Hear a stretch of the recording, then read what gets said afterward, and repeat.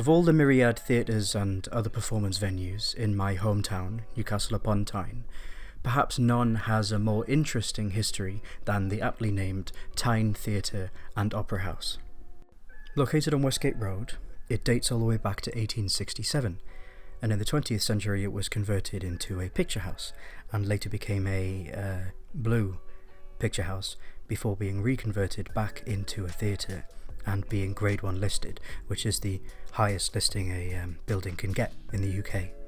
So when I saw that the theatre, which is run by a preservation trust, was running a few artist days where they invited artists to come and spend the day in the theatre making art, I absolutely couldn't say no.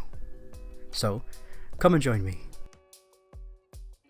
So once our little group was gathered in the foyer in the morning, the staff took us on a quick poke around the stunning main auditorium, and then we were let loose to pick a spot to get creating for the morning. And I thought I'd set myself up at the front of the grand circle with a clear forward view onto that beautiful stage.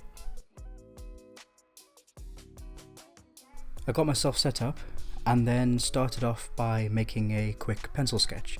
Now normally when I'm urban sketching I just go straight in with a fine liner, but because I knew I had a few hours and it was quite a complex scene, I decided to start off with a pencil first, and I'm glad I did. But after that I started inking over the lines and adding in all the lovely detail. It was so lovely and peaceful just sitting and sketching in this empty auditorium. The acoustics are very good, so I'd often hear little bits of whispers and conversations coming from all the way over the other side of the room, but it didn't really bother me. It was just nice and chill. To finish off the pen layer, I thickened up some of the main lines with a brush pen, but then after that it was time to start going in with the Inktense pencils for colour.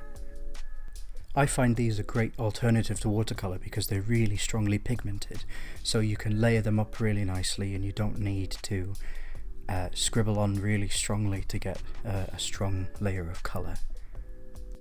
The auditorium focuses on this lovely blue and gold colour palette, so I really tried to focus on getting the blues right first. I ended up doing quite a few layers of the pencil and then going over it with the water brush, but I was quite happy with how it turned out in the end, and I added in a few bits of shadow and darker patches using a Tombow water-based brush marker, which really sort of helped add the tone. And last but not least, to make the whole thing pop, it was time to add in those gold accents using another Tombow marker, this time bright yellow. And this is what tied the whole thing together and made it actually look finished. And yeah, after 3 hours, this was how my sketch of the auditorium came out. Really quite pleased with it, considering I'm still quite new to all this. But yeah, definitely happy. So then after a quick trip out for lunch, it was time to head backstage for the afternoon. We were able to set up shop on the stage this time, looking out into the auditorium, which was really nice.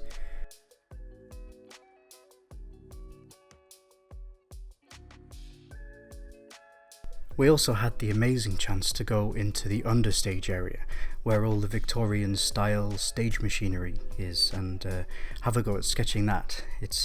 It was much more complex and quite difficult to draw lots of ropes and slats and pulleys and winches and all sorts, but I gave it a good go. I even drew the little wind noise machine, which is quite fun. So all in all, quicker sketches in the afternoon, but equally as fun. And regardless, it was just an absolutely lovely day, taking in the historic surrounds, being able to sketch and make art in peace and just do something really special. If you live in the area and you get the chance to come to another one of these artist days, I can't really recommend it enough. I'd like to thank the theatre staff for being so gracious and welcoming, and just to say the theatre is a charity, so if you fancy supporting them, I'll put a link in the description to their donation page, and you can see what's on as well, because they do put on some great touring shows and fantastic pantomime in the winter, using, it turns out, a lot of that original wooden machinery, which I'm definitely going to be looking out for this year. thanks very much for watching, and I hope I'll see you next time. Bye!